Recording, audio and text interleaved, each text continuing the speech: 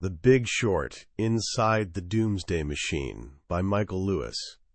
Picture this, a neurologist with a glass eye, someone so socially awkward that making eye contact feels like draining his life force. This isn't your typical Wall Street hotshot. This is a man who'd rather lose himself in spreadsheets than suffer through small talk at a cocktail party.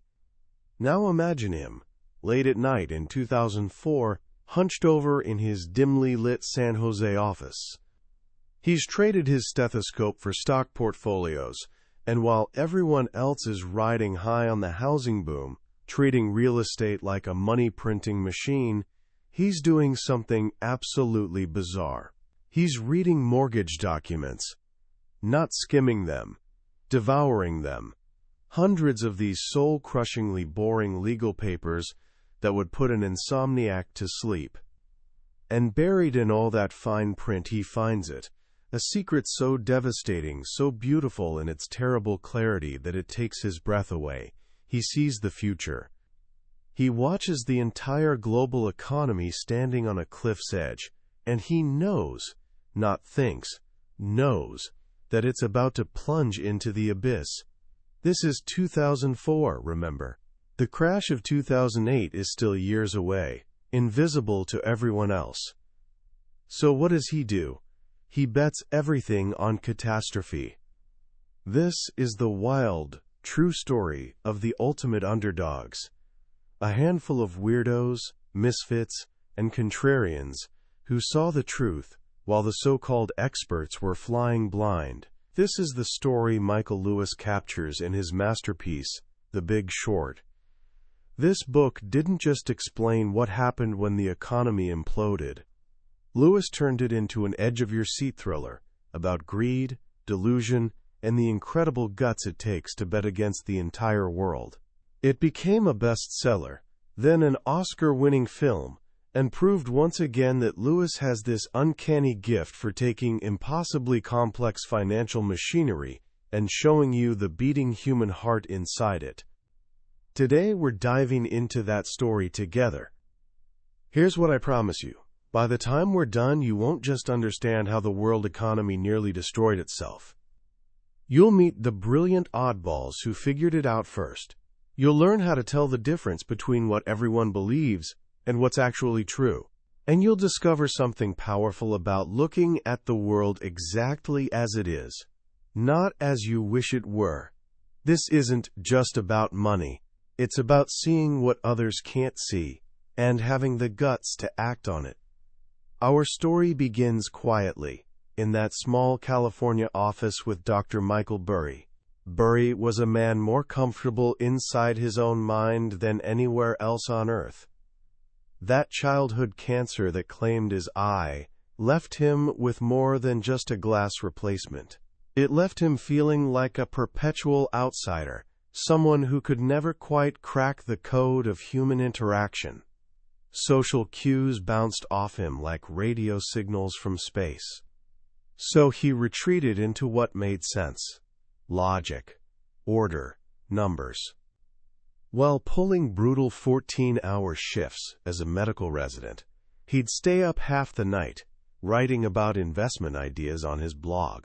He was a value investor, hunting for overlooked, misunderstood companies that everyone else had dismissed. And here's the crazy part.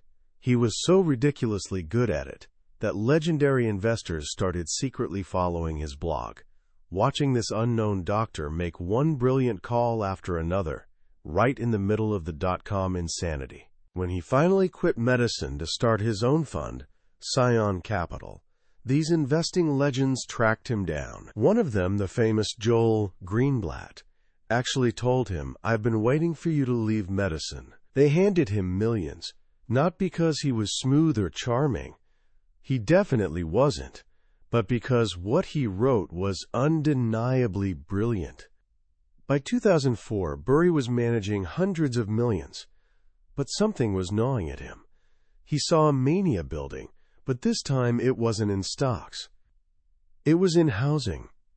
Prices in his own backyard of San Jose were skyrocketing, yet people weren't making more money. So how on earth were they buying these homes?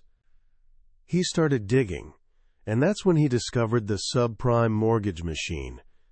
For decades, getting a mortgage was straightforward. Good job, good credit, solid down payment. Done. But in the early 2000s, Wall Street had a revelation. Why not lend money to people who didn't have any of those things? People with sketchy jobs and terrible credit, the subprime borrowers. Lending to people who probably can't pay you back sounds insane, right? But Wall Street had a magic trick called securitization. They'd bundle thousands of these dodgy loans together into one giant bond, a mortgage-backed security. The theory was that while individual borrowers might fail, surely they wouldn't all fail at once. Like making a fruit salad where a few bad apples wouldn't spoil the whole bowl. These bonds were then sliced into different risk levels, called tranches. Picture a skyscraper. Investors in the penthouse got paid first, AAA rated, supposedly as safe as government bonds. Investors on the lower floors got paid last, taking the first hit if things went south, but earning higher interest rates for the risk. This system was alchemy. It turned junk into gold, creating trillions in safe bonds from mountains of risky loans.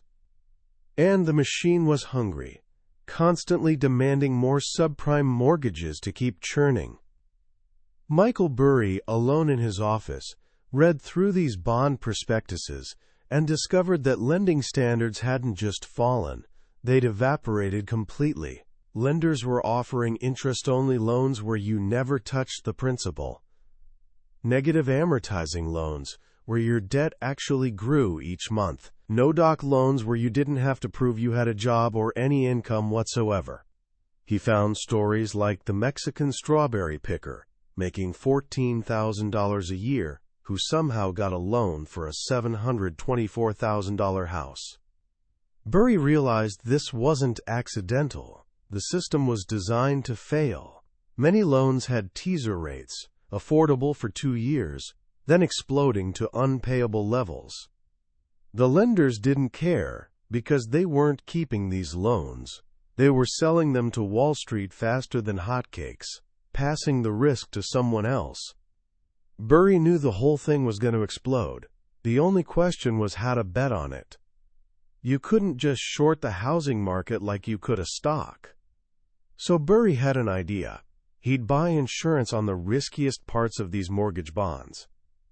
It was a financial instrument called a credit default swap. Think of it this way.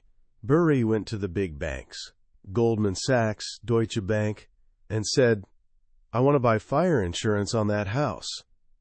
The house was a specific subprime bond he'd handpicked as likely to burn. He didn't own the house.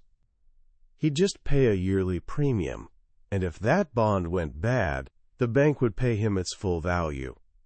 It was a beautiful bet. His downside was limited to those premiums. His upside? Potentially 100 times his money, or more. The only problem? In early 2005, this insurance market didn't exist for subprime bonds. So Burry got on the phone with every major bank. Most had no idea what he was talking about, but a couple, Deutsche Bank and Goldman Sachs, were intrigued. This one-eyed doctor in California wanted to make a massive bet against housing? Sure, why not? They created this new market just for him. Without realizing it, Michael Burry had just handed Wall Street the weapon it would use to blow itself up. At the exact same time Burry was quietly building his position, another man 3,000 miles away in New York was reaching the same conclusion through a completely different path. His name was Steve Eisman. If Michael Burry was a quiet observer, Steve Eisman was a hurricane. Loud, abrasive, with what his wife lovingly called a talent for being sincerely rude.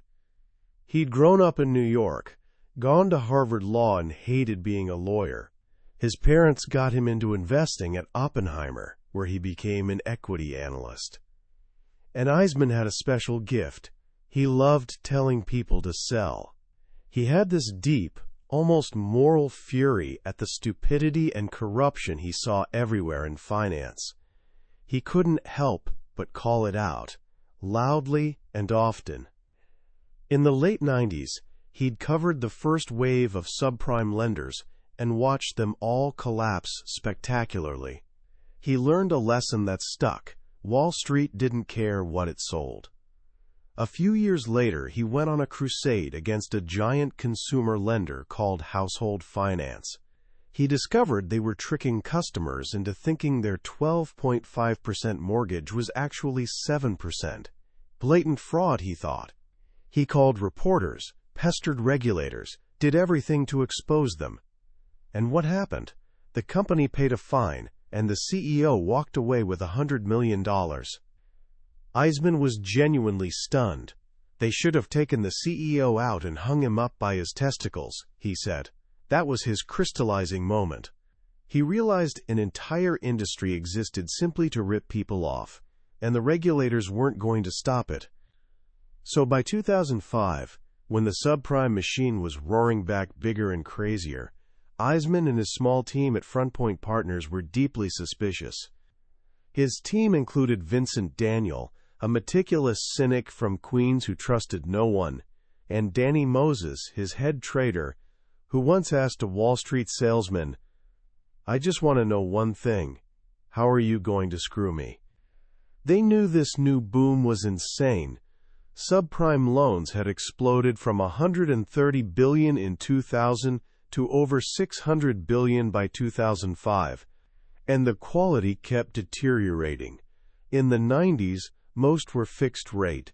By 2005, 75% were floating rate with those ticking time bomb teaser rates. They were shorting home builders and mortgage lenders. But it felt unsatisfying. They could smell smoke but couldn't find the fire. Then, in February 2006, a man walked into their office. Greg Lippmann, a bond trader from Deutsche Bank. Lippmann was straight out of central casting. Thin, wound tight, talking at light speed, seemingly oblivious to how outrageous he sounded. He came to pitch them an idea. Buy credit default swaps against subprime mortgage bonds, the exact same trade Burry had invented a year earlier. Eisman's team was immediately suspicious. They grilled Lippmann for months. Why was a bond trader at a bank creating and selling these bonds, telling them to bet against his own market? Lippmann had a simple answer. He needed customers. He'd helped create the standardized credit default swap market, partly because of Burry. But now he was convinced the market would collapse, and he'd made a big personal bet. To keep that bet alive, he needed to show his bosses there was an active market. He needed teammates for his financial tug-of-war. Lippmann laid out the case. Home prices didn't even need to fall, he argued. They just needed to stop rising so fast, because millions of Americans could only afford their homes by constantly refinancing and pulling out more cash. He had a chart, created by his brilliant quant Eugene Shu, showing how defaults would skyrocket if home prices just slowed down. For Eisman, it was irresistible. The idea of betting against this market he despised was like catnip. The only question was, who was the idiot on the other side? Lippmann's answer was always the same. Dusseldorf, stupid Germans. But it wasn't just stupid Germans. The biggest fool at the table was one of the world's most respected companies. The American insurance giant, AIG. A small, obscure unit in London called AIG Financial Products had decided that selling credit default swaps on highly rated bonds was free money. For years, they'd insured corporate bonds profitably. Then, around 2004, Wall Street banks, led by Goldman Sachs, came with a new idea. What if AIG insured pools of these new subprime mortgage bonds? Here's where the real madness begins. Remember those mortgage bond towers? Wall Street had a problem. The top AAA floors were easy to sell, but the bottom BBB floors were harder. So they invented a second machine. They took 100 of these risky BBB floors from different towers and bundled them together. Then they went to the rating agencies, Moody's and Standard & Poor's, with an absurd argument. They claimed this new bundle of 100 risky things was actually a diversified portfolio. This was like saying 100 houses in the same floodplain are protected from floods because they're different houses. It made zero sense. But the rating agencies paid fat fees for each deal they rated, bought it. They declared that 80% of this new tower, a collateralized debt obligation, or CDO, was AAA rated. It was a credit laundering machine, lead into gold.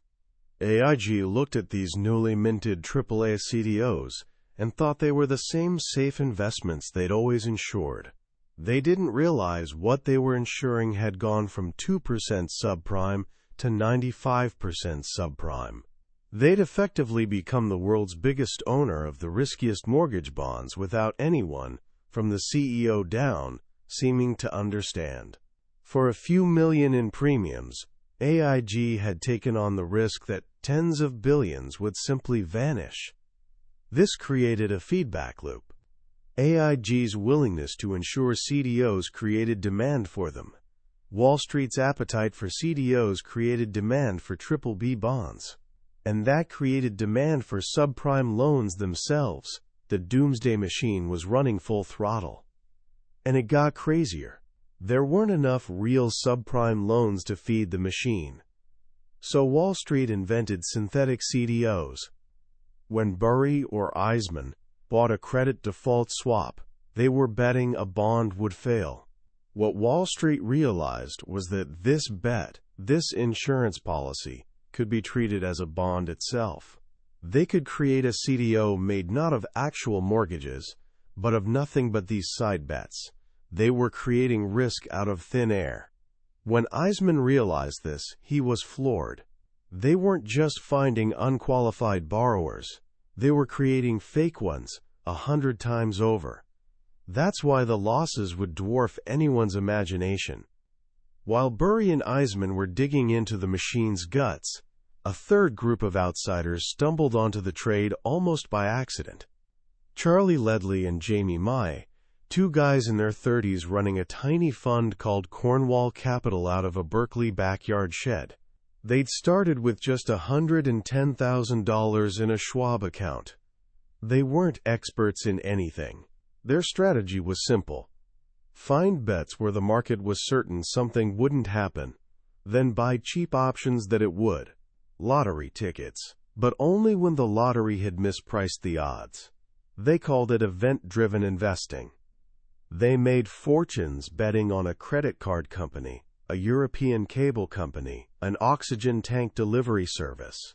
By 2006, they'd turned their $110,000 into nearly $30 million and moved to a New York office. They brought on Ben Hockett, a former Deutsche Bank derivatives trader who knew the big firms. One day, a friend sent Charlie Ledley Greg Lippman's presentation on shorting subprime. His first thought, this is too good to be true. Why wasn't someone smarter doing this? Being late gave them an advantage. They didn't just want to short the BBB bonds, they followed the logic further.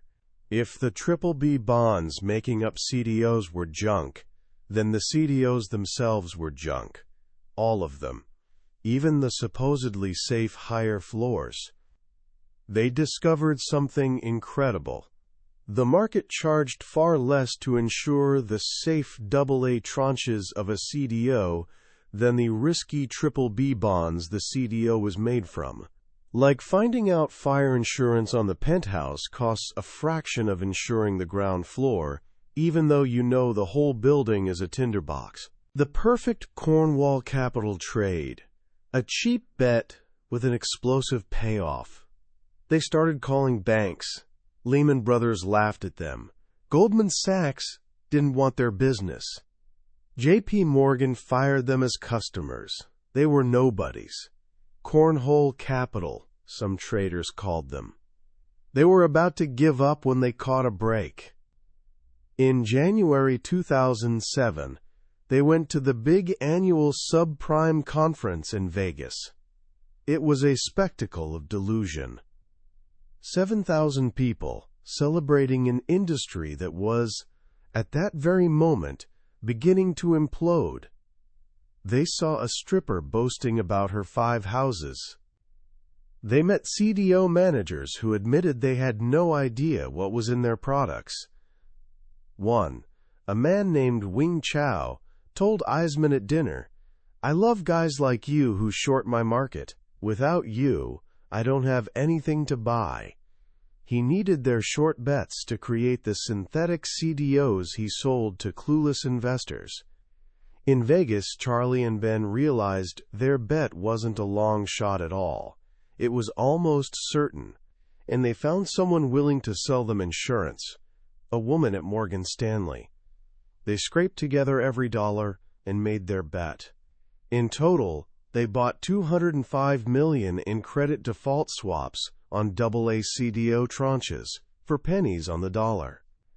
For all these men, 2006 and early 2007 was torture, the long quiet. They'd placed their bets, but the market refused to acknowledge reality. Housing was cracking, defaults rising, but bond prices held firm. The Wall Street firms marking their positions daily refused to admit they were winning. Michael Burry had it worst. His investors revolted. They were furious he was losing them money in a rising market. They called, emailed, threatened lawsuits. "You make me physically ill," one wrote. The pressure was crushing. To protect the trade, he did something unprecedented. He locked up their money, side-pocketing the credit default swap so investors couldn't withdraw. He became a pariah. Alone and under siege, he started wondering if he was losing his mind. During this time, his son was diagnosed with Asperger's syndrome, and reading the symptoms, Burry realized he wasn't just reading about his son, he was reading about himself. Then, in June 2007, the first crack appeared. 2 Bear Stearns subprime hedge funds collapsed, losing everything. Suddenly the market woke up. The subprime bond index began plummeting. The Goldman and Morgan Stanley traders who'd been marking Burry's positions against him suddenly started calling in panic. They had systems failures, power outages. What they really had was dawning terror. They were on the wrong side of his trade and finally understood what that meant. The rout was on. The dominoes fell, slowly at first, then all at once. In August 2007, Ben Hockett found himself in a British pub called the Powder Monkey. It was the only place in town with reliable internet. For 5 straight days, he sat in the corner with his laptop, selling their $205 million in credit default swaps. The same banks that had laughed at them 6 months earlier were now begging to buy their insurance at any price. From $1 million bet, they netted over $80 million. Michael Burry unloaded his positions. By end of 2007, he'd made his investors over $720 million in profits. His personal take? Over $100 million. Did they thank him, apologize for doubting him? No. The silence was infuriating. He shut down his fund and walked away from investing forever. Steve Eisman held on. He watched Bear Stearns collapse in March 2008, sold for pennies. He watched Lehman Brothers go bankrupt in September. He watched AIG, the company that had insured the whole rotten system, get bailed out by the government for $180 billion. His fund doubled to $1.5 billion. He'd been right. The whole system was fiction, a giant Ponzi scheme. And it had finally, spectacularly, blown up. But it was a hollow victory. He took no pleasure in the flood. What's so strange is that pretty much everyone on both sides walked away rich. The outsiders who were right made fortunes. But so did many insiders who were wrong. Howie Hubler, the Morgan Stanley trader who lost $9 billion, the single largest trading loss in history, resigned with the tens of millions he'd already made. The CEOs of bankrupt or bailed-out firms all kept their fortunes. The system, Lewis concludes, had a fatal flaw in its incentives. It rewarded people for taking massive reckless risks with other people's money. Traders played with house money. If bets paid off, they collected huge bonuses. If bets failed, shareholders and taxpayers footed the bill. The people in charge had no skin in the game. The financial world Lewis described in his first book, Liar's Poker, a world he thought was an unsustainable aberration of the 80s, hadn't ended. It had metastasized. It had become the entire system. And in the end, the government stepped in not to punish those who caused the crisis, but to save them from their own mistakes, using taxpayer money. The game was rigged. And the men who saw it for what it was were left wondering what it meant to live in a world where that was true. When you finish The Big Short, you're left with this complex cocktail of emotions. There's awe at the sheer intellectual firepower and moral courage of these outsiders. They weren't just betting on financial instruments. They were betting on their own sanity against the consensus of the entire world. And they won. There's anger at the blatant, almost cartoonish corruption and stupidity they uncovered. A system where the incentives were so warped that it became profitable to build a time bomb and sell it as a safe investment. A world where the watchdogs, rating agencies, regulators, were either complicit or incompetent. It's hard not to feel righteous fury at a system that privatized profits and socialized losses. But the unease lingers. It's the quiet question the book leaves you with. Has anything really changed? The bank names might be different, a few regulations tweaked, but Wall Street's fundamental culture, its complexity, its insulation from consequences, its short-term focus, feels eerily familiar. The story feels less like history and more like a warning. What I find most powerful isn't the finance. It's the human lesson at the core. It's about the power of independent thought. In a world constantly screaming at you, telling you what to think, believe, and do, these men had the quiet courage to listen to their own analysis. They trusted the numbers, but more importantly, they trusted their own judgment when the entire world said they were crazy. That lesson goes far beyond Wall Street. How often do we go along with the crowd because it's easier? How often do we accept expert opinions without thinking for ourselves? The Big Short testifies that truth is often found not in the center, but on the margins. It's found by people willing to look foolish, to be lonely, and to ask the simple questions everyone else is too sophisticated to ask. So what can we take from this story? Let me offer a few simple ideas. First, learn to question authority. The book shows that titles and credentials mean little. The CEOs of the biggest banks, the Fed chairman, the heads of rating agencies, all profoundly, catastrophically wrong. The people who were right were outsiders unafraid to say, "I don't understand," or "This doesn't make sense." Never be afraid to be that person. The most powerful questions are often the simplest. Second, always understand the incentives. This might be the book's most important lesson. The entire disaster was driven by incentives that rewarded reckless behavior. The mortgage broker got paid to make any loan, not a good loan. The Wall Street trader got bonuses for creating CDOs, regardless of what happened later. When trying to understand behavior, look at compensation. It explains almost everything. Finally, embrace being an outsider.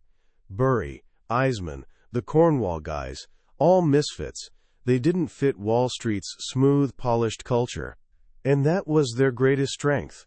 Their outsider status gave them perspective no insider could have. It let them see the system for what it was. Don't fear being different. Your unique perspective is your most valuable asset. This book is more than financial crisis history. It's a timeless human drama about the conflict between perception and reality, the madness of crowds, and the courage to stand alone and say the emperor has no clothes. It's a story that stays with you long after you've forgotten the difference between a CDO and a CDS, because at its heart, it's about seeing the truth. That was The Big Short by Michael Lewis. We've journeyed through the main ideas today, but honestly, a summary can never replace experiencing the book itself. The real power is in Lewis's storytelling, in how he brings these characters and struggles alive on the page. This summary is a map, but the book is the territory. If anything we've discussed has sparked your curiosity, or made you want to understand our world more deeply, I urge you to pick up a copy. Reading it isn't just about learning facts, it's about witnessing history through the eyes of those who saw it most clearly.